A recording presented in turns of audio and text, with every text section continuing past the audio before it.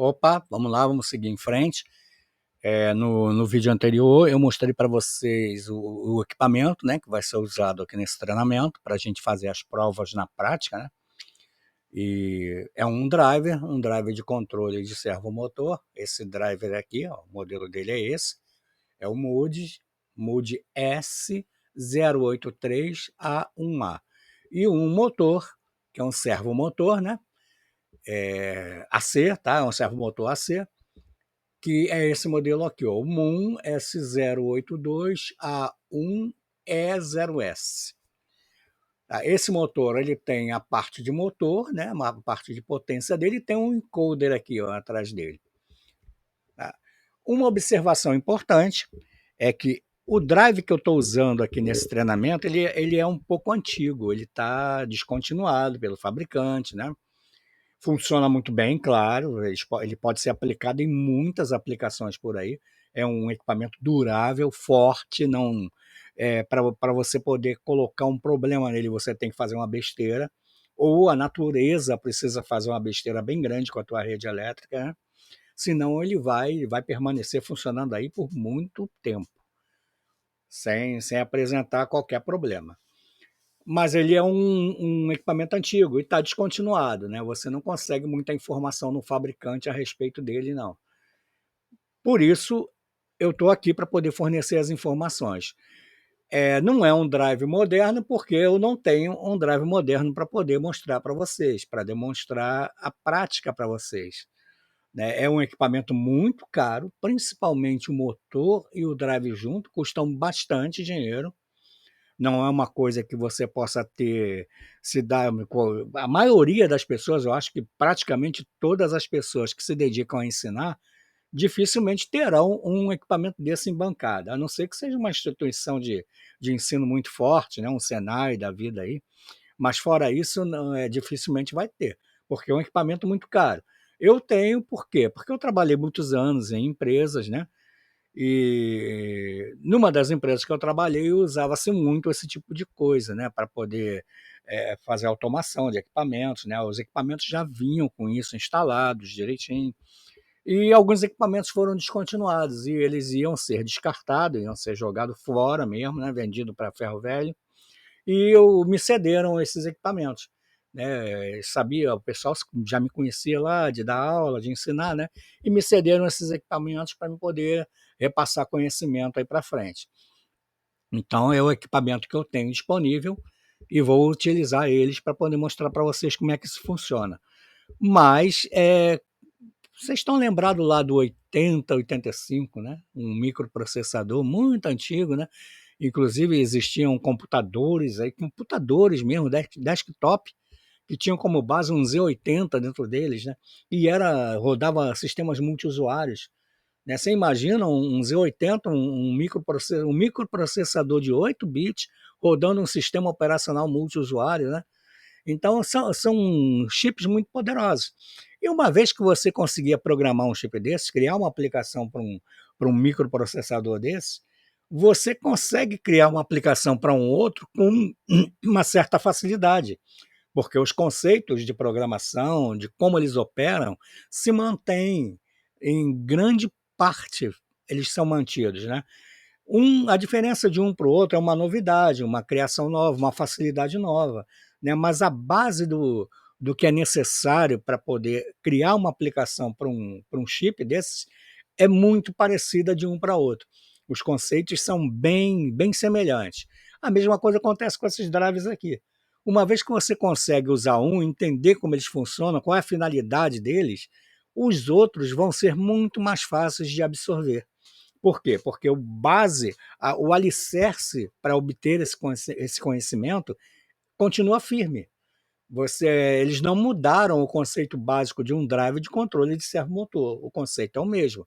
O que acontece? Você vai ter drivers modernos que se comunicam de uma forma muito mais moderna, né, que tem recursos bem mais avançados, facilidades bem maiores para quem vai usar, né? Mas no fundo, eles têm a mesma base de funcionamento. Então, você aprendeu a facilidade para aprender os outros é bem grande, né? Você vai ter muito menos dificuldade para aprender a respeito de um drive mais moderno do que esse. Então, vale a pena, tá? É um conhecimento que vale a pena. E se você tiver acesso a um drive desse, você vai poder realizar uma automação bem bacana a partir dele. E é por isso que eu estou aqui repassando tudo que eu aprendi sobre eles para vocês. Tá? Então, vamos começar. O primeiro slide que eu tenho para mostrar para vocês é esse aqui, onde eu tenho aqui uma figura mostrando a frente do nosso driver e ele tem algumas conexões, como a gente pode ver aqui, né? Então, ó, a primeira conexão que nós vamos ver é essa CNC aqui, ó, que é o conector serial. Ok? O conector serial ele é a porta de comunicação do nosso drive. É através desse conector que nós vamos nos comunicar com o drive. Tá? Ele tem vários parâmetros internos que a gente pode alterar para poder criar as nossas aplicações. Então, isso vai ser feito através desse conector e nós vamos utilizar um PC ou um notebook para poder rodar um programa de comunicação que se chama Panaterm, tá? Terminal Panasonic, né? A abreviatura é essa aí, para poder falar com esse drive. Né? Aqui vai entrar um plug mini DIN, nesse cara aqui, um plug mini DIN com 8 conexões, mas só vamos usar 3 no nosso estudo aqui. E aqui está um diagrama de como a gente faz isso. Ó, o mini DIN entra aqui e vai para o teu PC. Agora, uma observação importante. Como eu acabei de dizer, o drive é antigo. Então, para você ter uma comunicação entre ele e um PC, é necessário que o teu PC tenha uma porta serial. Hoje em dia isso já não é possível, né? Não existem mais placas-mães que vêm com porta serial. Aquele conector DB9, e muitas vezes era um conector DB25, né? Isso não existe mais. Notebook, muito menos. Nenhum deles vem com conector serial. Né? Quando o USB foi implantado e virou um padrão, passou-se a emular porta serial através do USB. Então, as placas modernas, os notebooks mais modernos não têm essa opção de conexão. Você vai ter que usar um conversor de USB para serial. A maioria dos conversores que você encontra no mercado, ele faz a conversão, mas a saída serial dele, ela obedece a padrões de sinalização de níveis TTL. Tá? E aí é que está o X da questão. Esse driver aqui, ele precisa de sinalização RS232, só que com níveis de modem. Nível TTL não serve para ele. Tem que ser aquela sinalização dos níveis do modem. Quem é um pouco mais lá para trás, quem mexeu lá para trás com o modem, sabe que a sinalização envolve níveis negativos, positivos, né? Níveis de zero.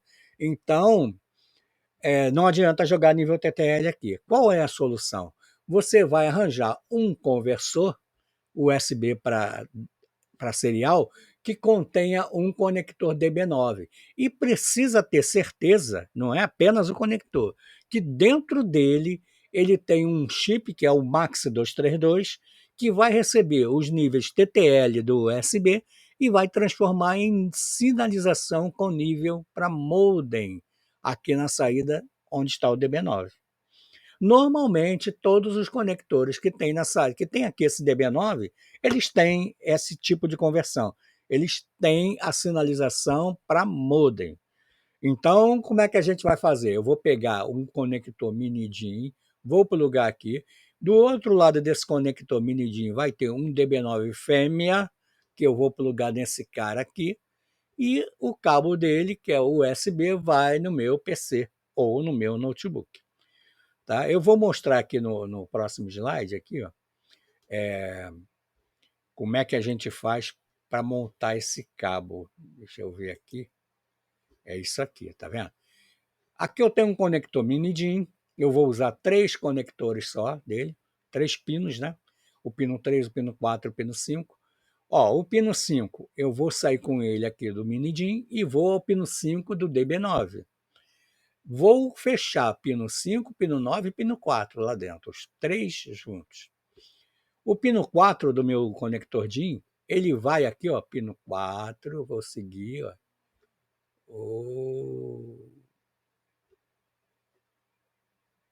Desculpa, né? O pino 4 é que vai aqui no 594. Desculpa aí, falei coisa errada.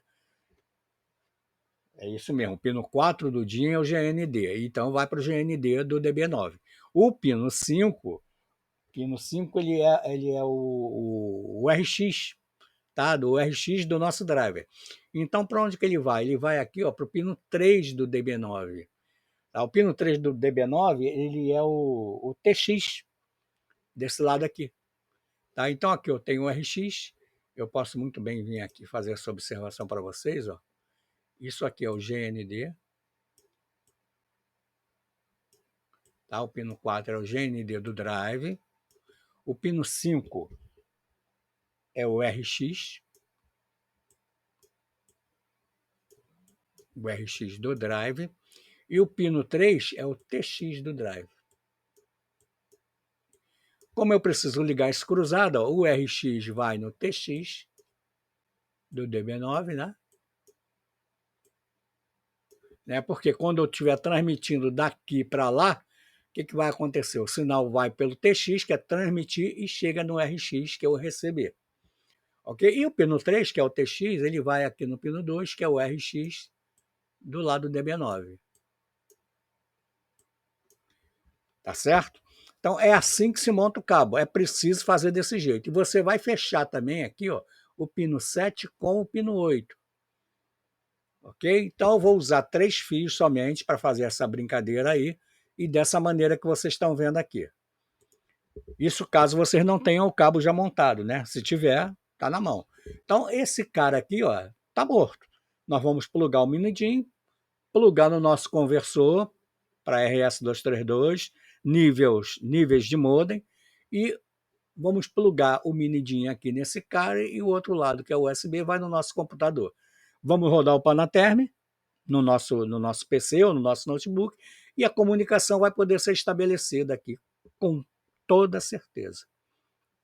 Então, essa parte do DIN-ser aqui, ó, do CNC, está morto.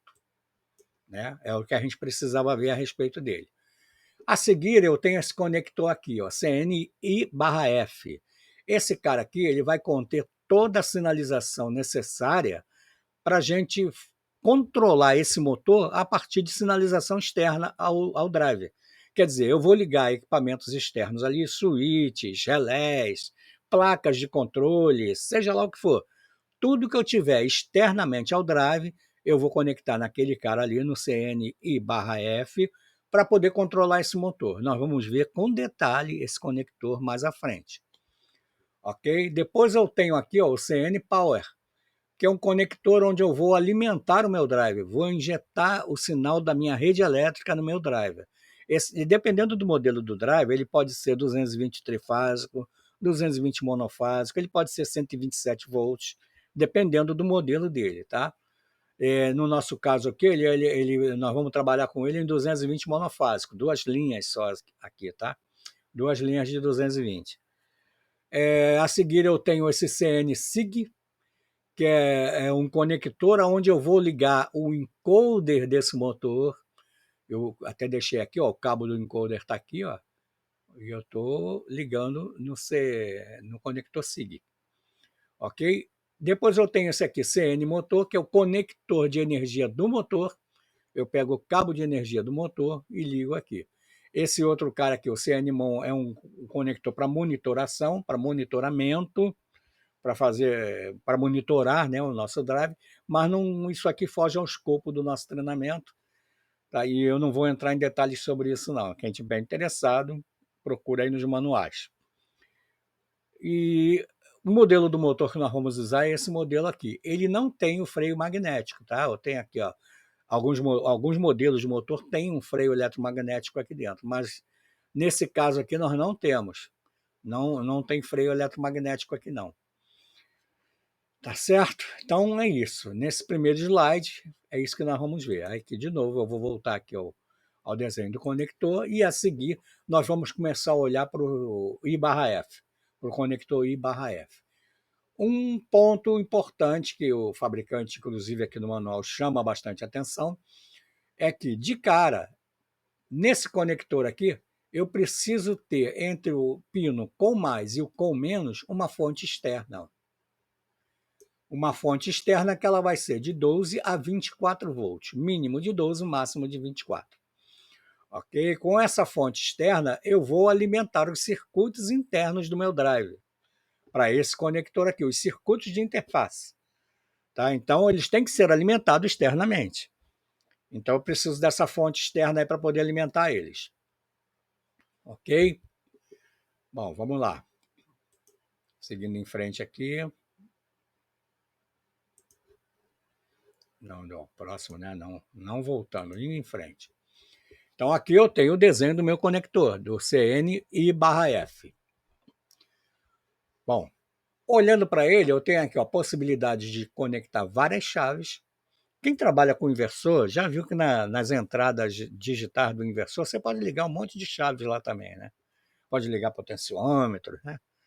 Aqui tem uma pequena semelhança. Eu posso ligar várias chaves aqui, ok? Aqui eu tenho o com mais e o com menos, ó, é o pino 1 desse conector e o pino 13. O pino 1 é o com mais, o pino 13 é o com menos. E a minha fonte externa está aqui, ó,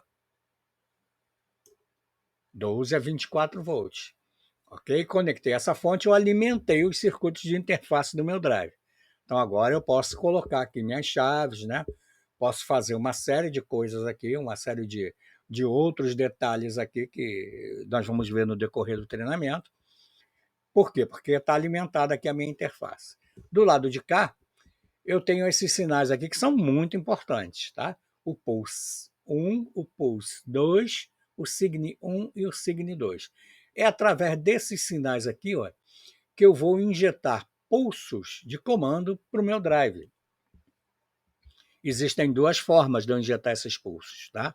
Ou usando um line driver, um driver de linha, né, para linha balanceada, ou utilizando transistores, tá? Transistores na polarização coletor aberto. Eu também posso enviar sinais por aqui. Então, vamos ver já já como é que isso é feito. Além desses sinais, eu tenho aqui as saídas do meu encoder. Tá? Internamente ele tem lá um tratamento, ó, ele pega o sinal do encoder, tem um tratamento, e ele apresenta aqui para a gente na saída ó, o sinal A mais, o A menos, o B mais, o B menos, o Z mais e o Z menos. Tá? E também eu posso utilizar aqui um line driver para fazer o tratamento desses sinais e apresentar na saída aqui ó, a fase A, a fase B e o Z, a fase Z do nosso encoder. Ok? Vamos lá, no próximo slide, nós já vamos ter aqui um pequeno estudo a respeito de como é feito esse interfaceamento. Então, como eu falei para vocês, na utilização dos sinais pulse e signe, eu tenho duas opções. Ou eu uso um line driver, que é esse AM26LS31, conforme está mostrado aqui, ó. Tá? Eu pego os sinais que vêm lá do conector e jogo dentro desse CI da forma que está aqui, ó. Tá? E ele vai tratar esse sinal e vai enviar na saída um sinal tratadinho, bonitinho, filtradinho, bacana para a gente poder utilizar. Ou a segunda opção é através de transistores ligados em coletor aberta. Eu pego o sinal no conector, faço uma jogada aqui com os transistores e aqui ó, eu coloco os meus pulsos, os pulsos que vêm de fora, assim como eu faço aqui também. Tá? Desculpa, tá? Eu mostrei aqui, mas é do lado de cá que está o meu line driver. Eu injeto os pulsos aqui e ele joga lá para dentro do conector já tratadinho. Aqui é a mesma coisa, eu injeto os pulsos e ele vai jogar dentro do nosso driver lá, para que os comandos possam ser executados através de um trem de pulso externo, ok? Qual a diferença entre um e o outro aqui? Ó? Se vocês notarem, nesse caso aqui, ó, no caso 2, ó, eu tenho uma fonte externa aqui. Tá? Vamos supor que o teu microcontrolador seja um PIC normal, tá? Um PIC daqueles mais antigos, da linha 877, por exemplo, 16F, ok? Esse chip é 5 volts, né? Ele é alimentado com 5 volts. Então essa fonte aqui, ó, ela vai ser 5 volts. Tá? Aí nota o seguinte, ó, nesse caso aqui, eu vou pegar, por exemplo, o Signe 1 e o Pulse 1, vou ligar em 5 volts. E vou injetar os sinais no Signe 2 e no Pulse 2. Tá? Posso fazer o contrário também. Isso aqui é só uma sugestão que o fabricante dá para você poder utilizar a sinalização. como aqui eu estou usando um line drive que vai tratar esse sinal aqui de uma maneira balanceada, eu posso usar dessa forma que está aqui. Ó. Eu injeto o sinal no pulso 1, no pulso 2, saída do nosso line drive. Eu não preciso de fonte externa para fazer isso. Ok? Aqui eu tenho umas recomendações, né, para calcular o valor desses resistores aqui, ó, né, de acordo com os níveis que você vai usar para 12 ou 24 volts. Se você usar 12 ou 24 volts aqui, tá? Para usar 5 volts, você tem que alterar aqui um pouquinho, usar as equações como base e fazer as alterações. Nós vamos usar 5 volts, ok? Então, vocês vão ver aqui como é que isso é feito com 5 volts. Claro, isso aqui, tudo isso que está aqui, são recomendações do fabricante. Por quê? Porque esses drivers, eles têm muita precisão. Eles podem ser usados em equipamento de altíssima precisão. Então, quando você fala em alta velocidade, alta precisão, parar exatamente no lugar certo, você precisa ter muito cuidado com ruídos, com atrasos, com coisas desse tipo. Então, eles sugerem essas soluções aqui para aplicações muito críticas. Tá? E nada impede que você use com uma aplicação simples também. Puxa, né? Isso aí é tranquilo, né? Nada impede que você use. Mas na nossa aplicação prática, nós não vamos usar transistores aqui, né? E talvez a gente use um line driver para poder mostrar isso aqui direitinho. Se eu conseguir esses chips aí, né? Eu andei pedindo aí, se eu conseguir, a gente vai chegar a montar alguma coisa com eles. Caso contrário, nós vamos usar aqui a saída direto do nosso microcontrolador, injetada aqui nesse cara aqui, no nosso drive. Ok? Então, olha, a seguir, nós vamos ter aqui a nossa primeira aplicação. Primeiro eu estou mostrando aqui como é que eu faço com as saídas do encoder. Eu posso colocar também aqui ó, um line driver, porque aqui é bem aconselhável você colocar esse line driver. Por quê? Porque você está pegando as saídas do nosso driver já apropriadas para o nível balanceado, para você colocar aqui um line driver para a linha balanceada. Então, eu estou pegando aqui ó, o A mais e o A menos, está vendo? E estou injetando dentro do nosso line driver. E vou obter aqui na saída um sinal limpinho, bonito, bem certinho. E é isso que a gente precisa. Então, para poder usar as saídas do nosso encoder, aí sim, isso aqui é muito válido. Colocar esse line driver aqui nas saídas é um procedimento bem legal. Ok? Vamos lá. Próximo slide é a nossa primeira aplicação. Bom, o que eu vou fazer nessa primeira aplicação? Eu vou pegar o meu conector, esses pinos aqui, ó, do 1 até o 6, do 1 até ao 13, né? O com menos é o 13, né? Não está aparecendo aqui, mas ele é o pino 13. É o com menos aqui. Então, eu vou ligar no com mais e no com menos a minha fonte, que no nosso caso aqui vai ser 12 volts.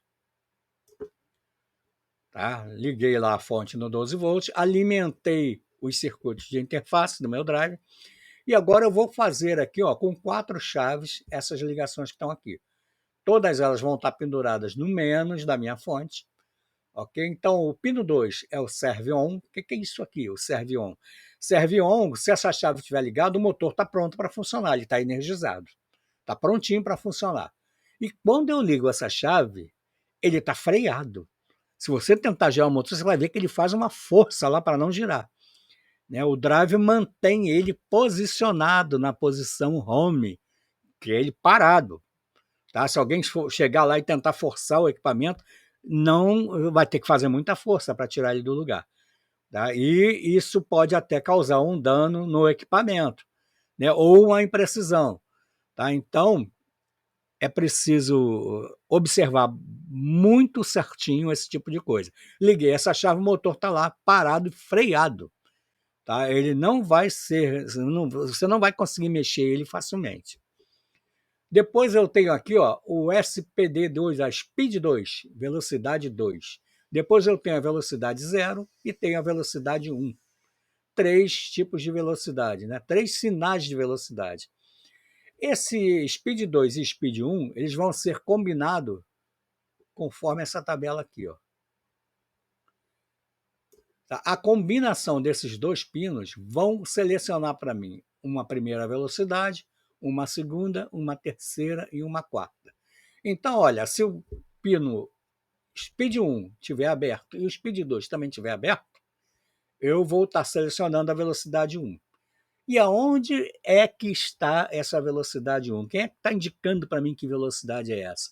É o parâmetro 53 do meu driver.